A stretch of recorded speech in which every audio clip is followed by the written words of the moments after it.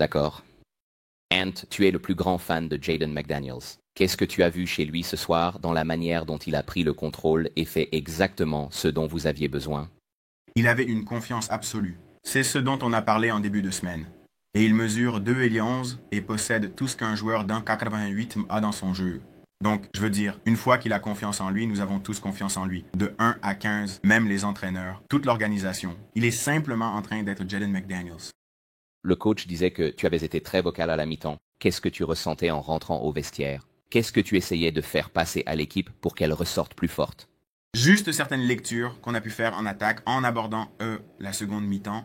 Je disais à mes coéquipiers comment écarter le jeu pour les mettre en difficulté. Ainsi, on a pris l'avance en espaçant correctement, car ils orientent leur défense sur moi et Julius, donc c'était une question de faire les bonnes lectures.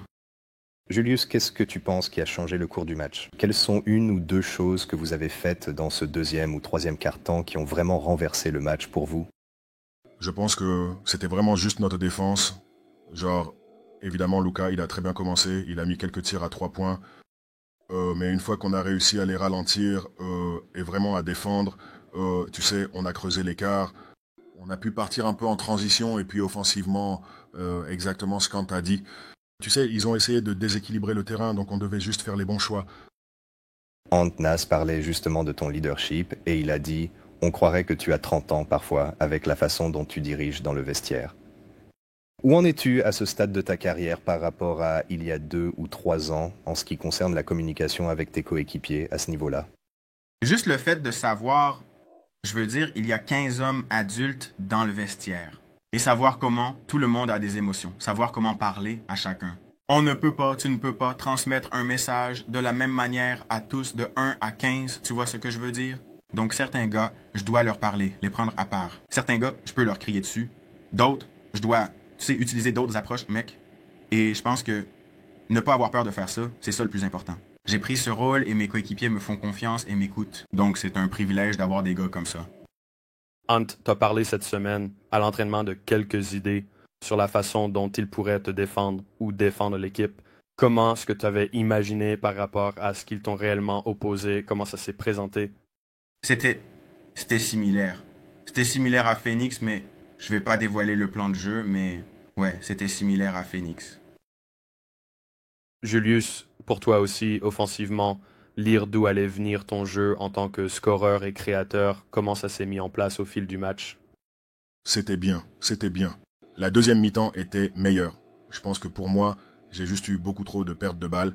Et je pense que, tu sais, aussi bien qu'on ait joué, pour moi, individuellement, je pense que c'est là-dessus que je peux m'améliorer. Mais c'était bien, en gros.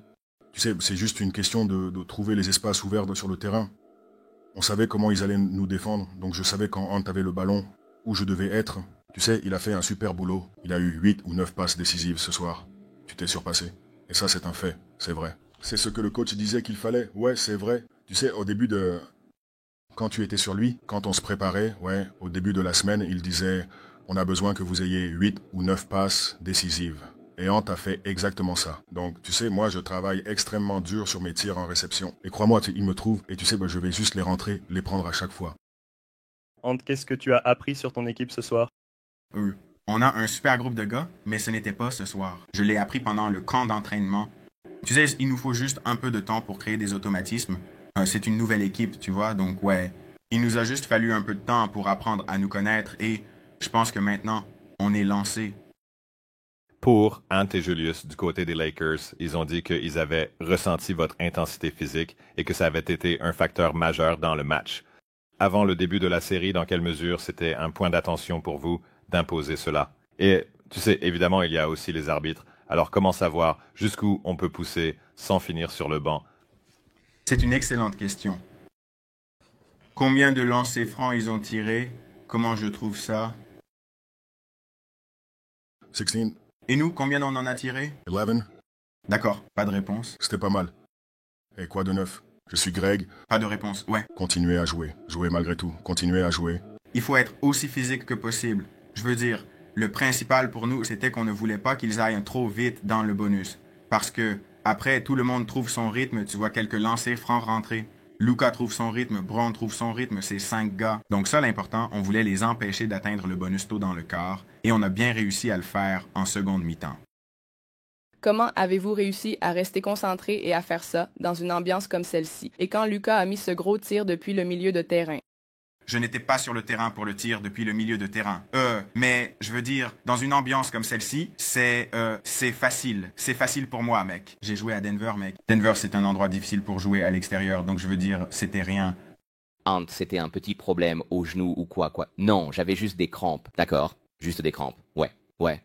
Et vous avez été bon en défense toute l'année, mais est-ce que ce match vous a semblé un peu plus comme l'année dernière, comme si vous aviez atteint un niveau défensif supérieur du début à la fin? L'attention aux détails était là. J'ai fait quelques erreurs par rapport au plan de jeu. On a peut-être eu quelques relâchements dans l'exécution du plan, mais je pense que l'attention aux détails était à la hauteur aujourd'hui. Julius, première question pour toi. Tout d'abord, j'ai vraiment aimé tes prises de position au poste bas. Souvent, quand Austin arrivait jusque-là, vous avez su en profiter. Et puis, qu'as-tu pensé du fait que vous soyez resté fidèle à votre identité en gardant le groupe des grands? Tu sais, toi et Rudy à certains moments, puis toi et Nas en restant grand et en maintenant cette identité alors qu'eux jouaient petit tout le temps. Je veux dire, on pense que c'est notre avantage, pour être honnête. On a des gars capables de switcher et de défendre. Tu sais, Rudy a aussi fait du bon boulot aujourd'hui. Et puis, moi, tu sais, il protège le cercle. Donc, c'est comme si chacun avait ses forces. Et, tu sais, on essaye de jouer en fonction de ça. Et ensuite, on essaye de compenser les faiblesses des autres, quelles qu'elles soient. Mais, tu sais, on pense que c'est un avantage pour nous. Tu sais, on a tous chacun quelque chose qu'on fait très bien. Et on essaye, tu vois, de faire ressortir ça les uns chez les autres. Ouais. Et puis, tu sais, Ant, pour toi, je suis arrivé à la salle, 3h30 en avance. Toi et Julius étiez déjà là en train de bosser et, ouais, ça m'a rappelé l'été. Je me souviens, après, tu as gagné la médaille d'or. J'ai envoyé un message à Trey. Frérot, il est déjà de retour à la salle. Ouais, du genre, est-ce qu'il a pris une semaine de congé? Ouais, genre, qu'est-ce qui se passe? Mais pour toi, comment c'est, tu vois, de toujours rester dans le travail quoi qu'il arrive? De ne jamais vraiment prendre de pause, juste de bosser ton art? Je veux juste m'améliorer de 1% chaque jour, mec. C'est ça l'objectif. Et honnêtement, j'ai vraiment pris ça de Julius. Je l'ai vu faire ça et je me suis dit, mec, faut que j'essaye ça, tu vois. Et ça marche pour moi, donc merci à mon frère. Ouais, vraiment. Et je dirais aussi, mec, que c'est dur. Genre, l'énergie est contagieuse. Tu vois ce que je veux dire? Donc c'est difficile, genre, d'être à la salle sans vouloir être excellent, sans vouloir progresser. Tu vois ce que je veux dire? Donc je pense, comme il l'a dit, il a peut-être pris ça de moi, mais moi je prends beaucoup de lui. Tu vois, dans la façon dont il aborde son travail et comment il attaque chaque journée. Donc, tu vois, c'est contagieux. Que ce soit pour Ant ou Julius, beaucoup de médias nationaux ont choisi les Wolves comme perdants de cette série du premier tour. Et évidemment, vous avez beaucoup de confiance en vous. Mais quel message auriez-vous pour les fans qui voient tout le monde choisir les Lakers maintenant et tout ça? Aucun message, mec. Ils ont toujours les Lakers. Les Lakers sont censés gagner. C'est comme ça que ça doit se passer. C'est la vérité. On n'est pas censé être là, donc on va juste se battre du mieux qu'on peut. D'autres questions? Ant, qu'est-ce que ça signifie pour toi quand tu attaques et que tu sais que ça arrive, mais que tes coéquipiers se déplacent autant qu'ils l'ont fait ce soir? On aurait dit qu'ils trouvaient les zones faibles pour t'offrir les meilleures lignes de passe possibles. Comme je l'ai dit, on a eu une semaine pour se préparer. On a regardé des vidéos ensemble en tant qu'équipe.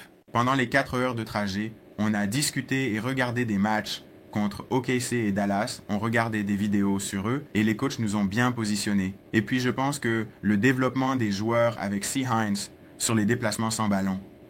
Julius et moi, on attaquait les intervalles car on savait qu'ils pencheraient la défense et cherchions des ouvertures pour passer. Et les gars ont fait un super boulot, mec. Et tu sais, ça a fini par payer.